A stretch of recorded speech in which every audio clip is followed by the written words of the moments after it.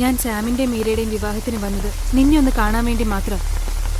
എന്നെ ഇത്ര അകറ്റി നിർത്താൻ ഞാൻ എന്ത് തെറ്റാ ചെയ്തേ? തെറ്റും കുറ്റവും ഏറ്റു പറഞ്ഞ് മാപ്പരക്കാൻ ഞാൻ കുമ്പസാരക്കൂടുന്നുമല്ല.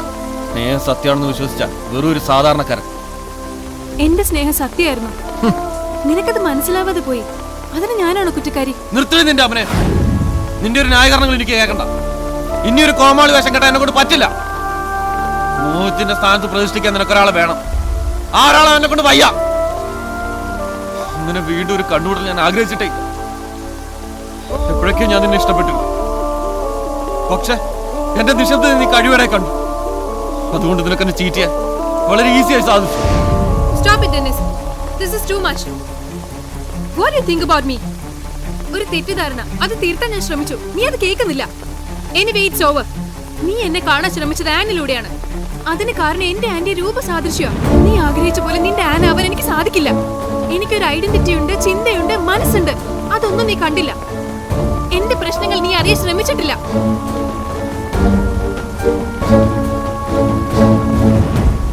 ഫ്ലൈറ്റിൽ വെച്ച് കണ്ടുമുട്ടിയ രണ്ടുപേർ പരിചയപ്പെട്ടു, പിരിഞ്ഞു. That's enough. Goodbye.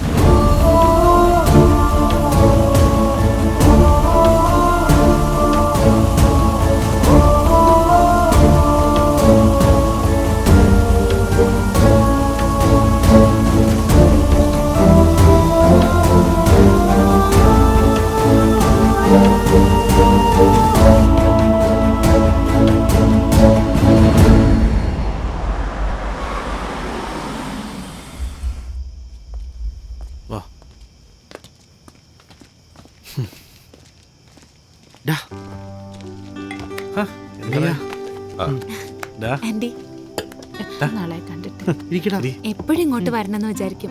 സാമിന്റെ കല്യാണത്തിന് എല്ലാരും ഉണ്ടാവും അറിഞ്ഞപ്പോ സമീറായി ഗാദറിംഗ് പ്ലാൻ ചെയ്ത് വന്നല്ലോ. പരസ്പരം സങ്കടങ്ങൾ ഏറ്റുപറയുന്ന രണ്ട് മനുഷ്യക്കോലങ്ങളെ കാണാൻ വന്നല്ലോ നിങ്ങൾ.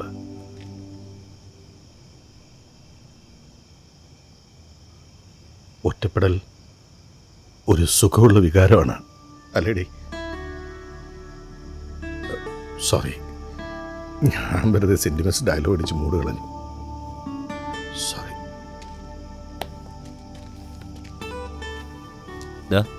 നീ സാമിൻ്റെ കൂടെ കുറച്ച് ദിവസം ബാംഗ്ലൂർ ഉണ്ടായിരുന്നു അല്ലേ?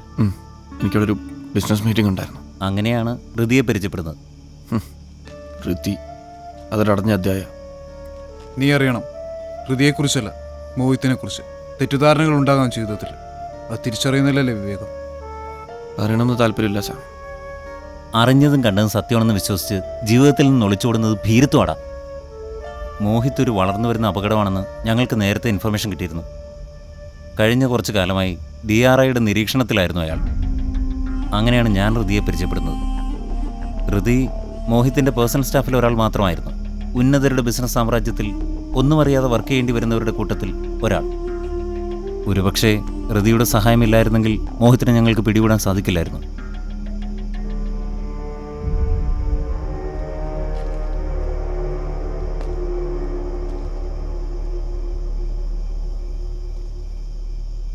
ഹൃതിക്ക് നിന്നോടുള്ള സ്നേഹം സത്യമായിരുന്നു. എൻ്റെ മകളെ നീ എത്രത്തോളം സ്നേഹിച്ചിരുന്നു എന്ന് ഞാൻ മനസ്സിലാക്കിയത് അവൾ പോയതിന് ശേഷമാണ്. ഇപ്പോ നീ എൻ്റെ മകൻ്റെ സ്ഥാനത്താ. നിന്റെ ഉള്ളിലെ പിടച്ചിൽ എനിക്ക് മനസ്സിലാവും. ഒരു പ്രണയത്തിൽ നിന്ന് മറ്റൊന്നിലേക്ക് ഒരു മഴയുടെ ദൂരം മാത്രമേ ഉള്ളൂ. നിനക്കൊരു ജീവിതം വേണം. അതൊരു പക്ഷേ ഞങ്ങളെക്കാൾ ആഗ്രഹിക്കുന്നത് അവളാകാം, എൻ്റെ മോൾ. അവൾ നിനക്കായി കരുതി വെച്ച സ്നേഹമാവാം ഈ ഹൃതിയുടെ രൂപത്തിൽ നിന്റെ മുമ്പിൽ നിൽക്കുന്നതും. ഒരുപക്ഷെ ഞാനായിരിക്കും നിങ്ങൾ അകലാൻ കാരണം. ശരിയാണ്, ഞാനത് ചിന്തിക്കേണ്ടതായിരുന്നു. ഒരു സ്ത്രീയെ മറ്റൊരു പുരുഷനായി കണ്ടാൽ ഒരു മലയാളിക്കുണ്ടാവുന്ന ചീപ്പ് തിങ്കിങ്, അതാണ് സംഭവിച്ചത്.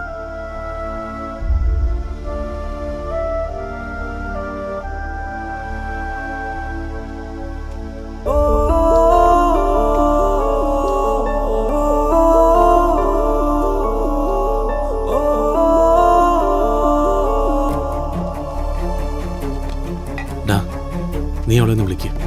ഡാ വിളിക്കടാ അവളെ, നിന്റെ മനസ്സ് ഞങ്ങൾക്കറിയാം, വിളിക്ക്. ട്രൈ ചെയ്.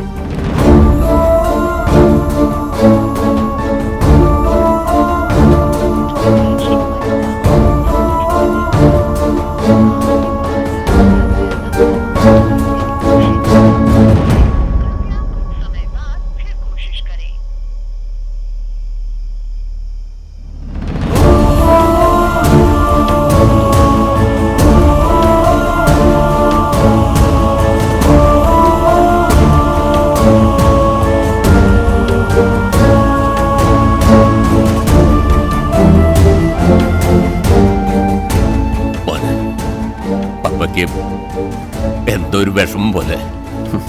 എനിക്ക് എപ്പോഴും വരാലോ പപ്പ. ആ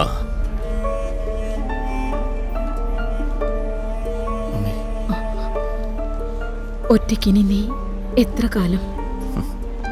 ഒറ്റയ്ക്കല്ലല്ലോ, ഉണ്ടല്ലോ കൂടെ. കൂട്ടിന് പപ്പ, മമ്മി, പിന്നെ ഇവരെല്ലാവരും. ഓട്ടെ.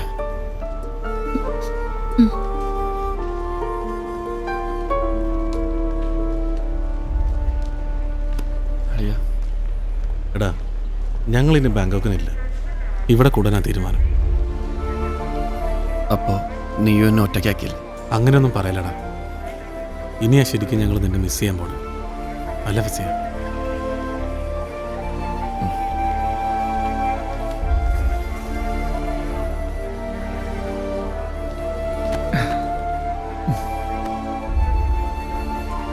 Be good.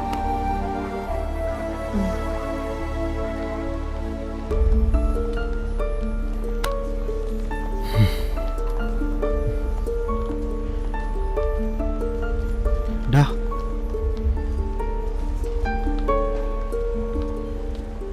എനിക്കറിയാം സന്തോഷത്തോടെ നീ ചിരിക്കുമ്പോൾ ഉള്ളു കരയാണ്.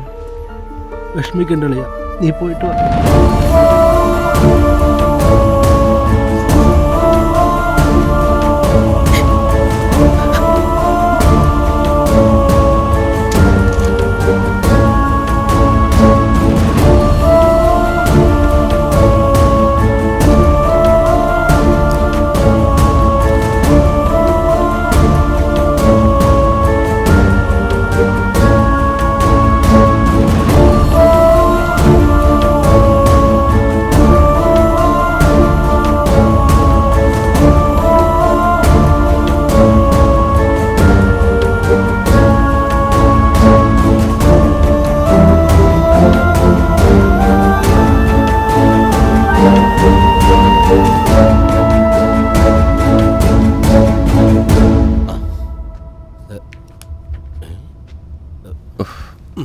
അതെ, എന്നെ മനസ്സിലായോ? അനിയനും ഞാനും തമ്മിൽ എന്തോ മുജ്ജന്മ ബന്ധമുണ്ട്. നമ്മൾ വീണ്ടും ഒരുമിച്ച് ഒരേ ഫ്ലൈറ്റിൽ. നാട്ടിൽ പിന്നെ എന്തൊക്കെയുണ്ട് വിശേഷങ്ങൾ പറ. ഇഫ് യു ഡോണ്ട് മൈൻഡ് കുറച്ചുകൂടെ മിണ്ടാതിരിക്കൂ. എങ്ങനെയാ മിണ്ടാതിരിക്കുന്നത്? വൈഫിനെ കൂടെ കൊണ്ടുവന്നില്ലേ? അവളെൻ്റെ വൈഫല്ല. അതെ, ദേഷ്യം വരുമ്പോൾ ഞാനും എൻ്റെ ഭാര്യയെക്കുറിച്ച് ഇങ്ങനെയൊക്കെ തന്നെ പറഞ്ഞുകൊണ്ടിരുന്നത്. അനിയ, പ്രശ്നങ്ങളില്ലാത്ത ആരാ ഉള്ളത്? ദേ, എൻ്റെ കാര്യമല്ല ഞാനന്ന് അനിയനോട് പറഞ്ഞതല്ലേ. പിന്നെ ഞാൻ വേറൊരു കാര്യം പറയാൻ വിട്ടുപോയി. ഞാൻ സ്മോൾ അടി നിർത്തി. എൻ്റെ ഉപദേശമാണെന്ന് കൂട്ടിക്കോ. അനിയനും അടിയുണ്ടെങ്കിൽ വച്ച് നിർത്തിയേക്ക്. ഞാനേ 2 എണ്ണം അടിച്ച് കിടക്കയിൽ കിടക്കുമ്പോഴേ എൻ്റെ ഭാര്യയുടെ അടുത്ത് ആരൊക്കെയോ കിടക്കും പോലെ എനിക്കൊരു തോന്നൽ. ഉടനെ ഞാൻ ചാടി എണീറ്റ് അവളുടെ മുടിക്ക് ഇങ്ങനെ കുത്തിപ്പിടിക്കും. അവൾ എൻ്റെ അടി പറ്റിയിട്ട് 2 ചവിട്ടും. പിന്നെ വേണ്ട വിഷയമൊന്നേ, ഇപ്പം എല്ലാം clean. Will you please leave me alone? ഞാൻ പൊക്കോളാം. ഇവിടെ ആരായിരിക്കേണ്ടതെന്ന് എനിക്കറിയാം. താങ്ക്സ്.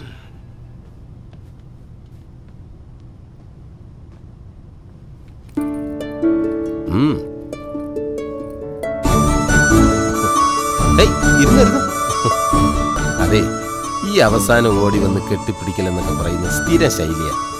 ഇങ്ങനെ ഒരു സിറ്റുവേഷനിൽ കെട്ടിപ്പിടിച്ചാൽ ചിലപ്പോൾ കൂവും.